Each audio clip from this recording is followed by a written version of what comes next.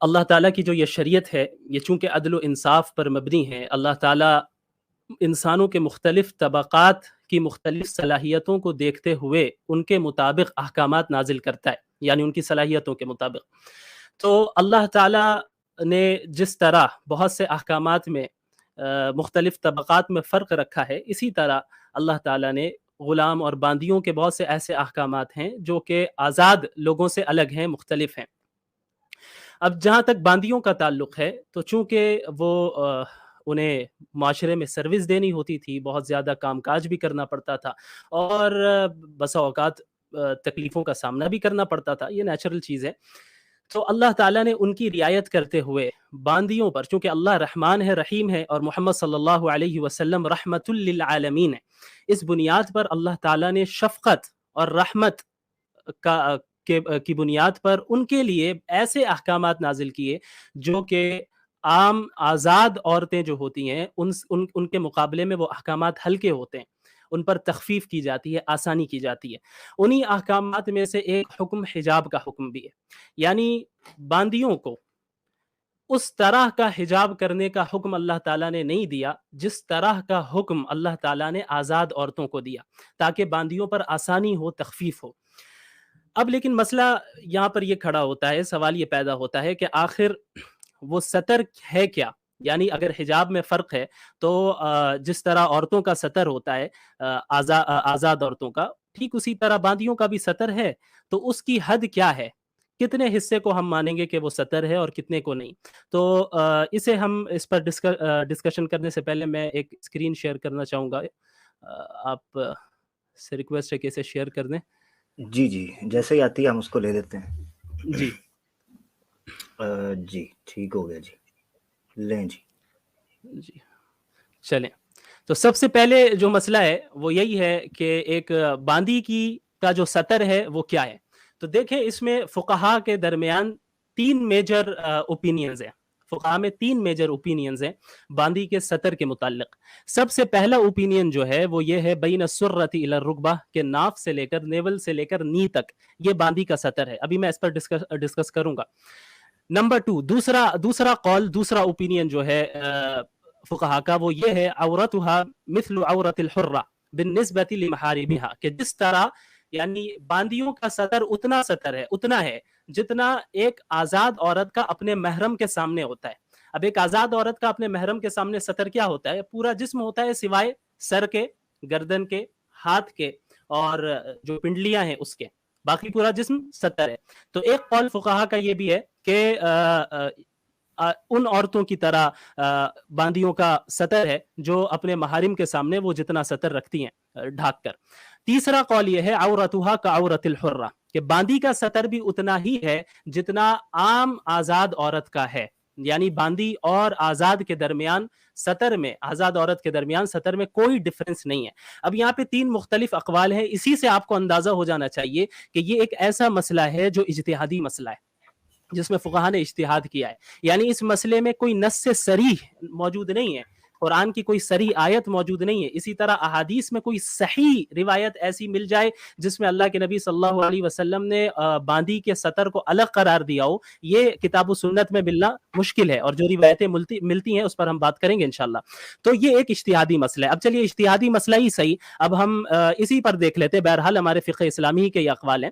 تو آپ سب سے پہلے اس کو دیکھیں، نمبر 3، یہ جو قول ہے فقہا کا کہ باندی کا سطر اتنا ہی ہے جتنا آزاد عورت کا سطر ہوتا ہے، تو اس پہ تو کوئی اعتراض ہی نہیں بنتا، ملحدین اس پر اعتراض کر ہی نہیں سکتے۔ نمبر 2، دوسرا قول جو ہے فقہا کا کہ باندی کا سطر اتنا ہے جتنا ایک عورت کا محرم کے سامنے ہوتا ہے، اس پر بھی اعتراض نہیں ہو سکتا۔ کیونکہ باندیوں کے لیے یہ جو حکم بعض فقہا نے دیا ہے کہ اتنا عام آدمیوں کے سامنے وہ کھول سکتی ہے جتنا آزاد عورت محرم کے سامنے کھول سکتی ہے، یہ ان پر تخفیف کے لیے، ان پر آسانی کے لیے، کیونکہ انہیں سروس دینی ہوتی ہے، بہت زیادہ کام کاج کرنا ہوتا ہے۔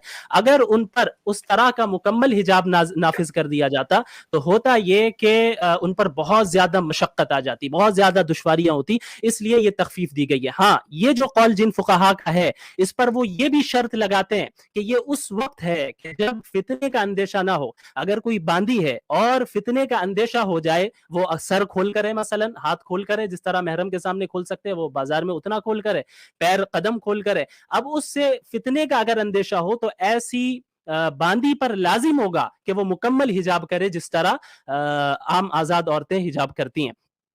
اچھا، اب یہ تینوں اقوال یہ جو میں نے ابھی باتیں کہی ہیں یہ آپ کو ان کتابوں میں یہ ساری چیزیں مل جائیں گی. الاختیار لتعلیل المختار، یہ ساری یہ فقہ حنفی کی کتاب ہے. شرح المہذب فی الفقہ الشافعی، فقہ شافعی کی کتاب ہے. الشرح الکبیر لاقرب المسالک الی مذہب الامام مالک. یہ ساری معتبر کتابیں ہیں فقہ میں جس کی طرف علماء اور پورے تمام مسلمان رجوع کرتے ہیں. ظاہر ہے میں جانتا ہوں یہ کتاب کیا ہے، یہ نام بھی ملحدین کے سروں کے اوپر سے جانے والے ہیں کیونکہ وہ تو گوگل سے سرچ کر کے احادیث نکالتے ہیں، یہ ان کا علمی معیار ہے.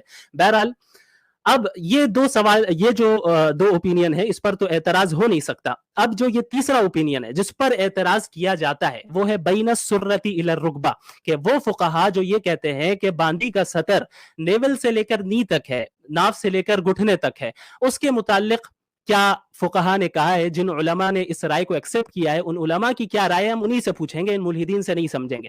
اب آپ دیکھ لیں یہ جو نیکسٹ پیج میں نے آپ کے سامنے اوپن کیا ہے، یہ جو عبارت ہے، یہ جو پیراگراف آپ کے سامنے ہے، یہ زاد المستقنع، یہ ابن قدامہ کی بہت ہی معروف کتاب ہے فقہ حنبلی کی، اس کی شرح الممتع ہے.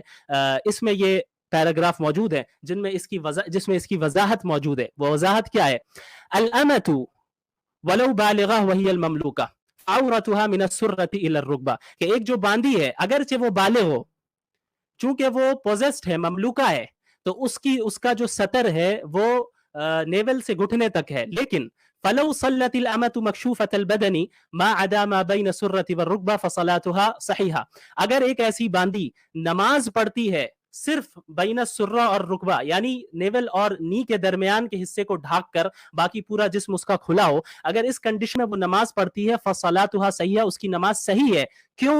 لأنها سترت ما يجب عليها ستره في الصلاة، کیونکہ اس باندی نے جسم کے اتنے حصے کو ڈھانک دیا جتنے حصے کو ڈھانکنا اس پر نماز کی حالت میں ضروری ہے. تو معلوم ہمیں یہ ہوا کہ یہ جو بین السرۃ والرکبہ والی اوپینین ہے، والی رائے ہے فقہا کی کہ ناف سے لے کر گھٹنے تک باندی کا سطر ہے، یہ عام حالت میں نہیں، یہ نماز کے لیے، یعنی نماز کا منیمم سطر ہے. نماز کا سطر کا بھی مطلب یہ نہیں کہ وہ جب نماز پڑھے گی تو پورے کپڑے اتار کر بس اتنا ہی ڈھاکے گی، نہیں، منیمم. جس طرح مردوں کے لیے ناف سے لے کر گھٹنے تک پہننا یہ منیمم ہے، علی الاقل اتنا ڈھانکنا ضروری ہے. لیکن ایسا تو نہیں ہوتا نماز پڑھنے جاتے تو کپڑے اتار دیتے ہیں، اتنا ڈھانک کر پڑھتے ہیں. تو یہ ان کے لیے اس کی رخصت دی گئی، ان پر تخفیف کیا گیا ان کی آسانی کے لیے کہ نماز کا سطر الگ ہے اور نظر کا سطر الگ ہے. تو جن فقہا نے اس قول کو اختیار کیا ان کے نزدیک نماز کا سطر الگ ہے اور نظر کا سطر، دیکھنے کا سطر، لوگوں کے سامنے آنے کا سطر الگ ہے. وہ کیسے؟ اب آپ دیکھیں کہ فقہا کے یہاں ایک عورت جب باہر جائے گی بازار میں تو وہ اپنے چہرے کو ڈھاکے گی. کیوں؟ کیونکہ اس میں فتنے کا اندیشہ ہے. لیکن جب نماز پڑھے گی تو نماز کی حالت میں اس کو چہرہ ڈھانکنا اس کے لیے ضروری نہیں ہے. اور بعض فقہا تو مکروہ قرار دیتے کہ نماز میں اگر تنہائی میں پڑھ رہی ہے تو چہرہ نہیں ڈھانکے گی. تو اس سے معلوم ہوا کہ نماز کا سطر الگ ہوتا ہے اور لوگوں کے سامنے آنے کا سطر الگ ہوتا ہے. تو یہ اس روایت اس لائن سے ہمیں پتہ چل گیا فقہا کے اس قول سے کہ یہ نماز کے متعلق ہے. اب آئیے نظر کا کیا حکم ہے. آپ کے سامنے شیخ الاسلام ابن تیمیہ رحمہ اللہ، ان کے نام سے کون ہی واقف نہیں ہوگا، وہ فرماتے ہیں اسی کتاب میں یہ آپ کو پیراگراف مل جائے گا، ان المقصود من الحجاب هو ستر ما يخاف منه الفتنہ بخلاف الصلاة. دیکھو جو حجاب کا مسئلہ ہے وہ اس میں جسم کو چھپانے کا جو اس کے پیچھے اصل مقصد ہے وہ فتنے سے بچنا ہے، بخلاف الصلاة، برخلاف صلاح کے. وَلِهَذَا يَجِبُ عَلَى الْإِنسَانِ أَن يَسْتَتِرَ فِي الصَّلَاةِ، یعنی نماز میں فتنے کی وجہ سے ہم عورتیں یا مرد یا آزاد ہو یا پھر جو ہے باندی ہو، فتنے کی وجہ سے سطر نہیں کرتی ہیں. نماز میں جسم کو ڈھانکنا نماز کی وجہ سے. اسی لیے اگر تنہائی میں اگر کوئی بندہ نماز پڑھ رہا ہو جہاں کوئی اسے دیکھنے والا نہیں ہے، جیسا کہ انہوں نے یہ ذکر کیا ہے، تو ایسے موقع پہ بھی اس کو اپنے پورے جسم کو ڈھانکنا اس کے لیے ضروری ہوگا. تو اس کے بعد یہ لکھتے ہیں لیکن فی باب النظر، لیکن جہاں تک دیکھنے کا تعلق ہے، انما یجب التستر حیث ينظر الناس، تو اس وقت اس جسم کو ڈھانکنا ضروری ہوگا جہاں بھی لوگ دیکھنے لگ جائیں گے. ابن تیمیہ رحمہ اللہ فرماتے ہیں فالعلت فی هذا غیر العلت فی ذاک، لہذا लोगों के सामने बदन छुपाने की जो वजह है वो अलग है और नमाज में बदन छुपाने की जो वजह है वो अलग है। तो नमाज का तो हमें पता चल गया कि बैन सुर्रा व रुकबा यानी नेवल और घुटने के दरमियान है, लेकिन नजर का की इल्लत, नजर में सतर करने की वजह और सबब क्या है? फल-इल्लतु फिन-नज़र खौफुल फितना, लोगों के सामने बदन को औरतों के लिए बदन को छुपाना ढाकना, इसकी वजह यह है कि फितने से महफूज रहे। अब आगे क्या फरमाते हैं? वला फर्क फी हादा बैन निसाइल हराइरी वन निसाइल इमा, तो लिहाजा इस मसले में, नजर वाले मसले में, लोगों के सामने आने के मसले में, बाजारों में चलने के मसले में आजाद औरतों और बांदियों के दरमियान कोई फर्क नहीं है।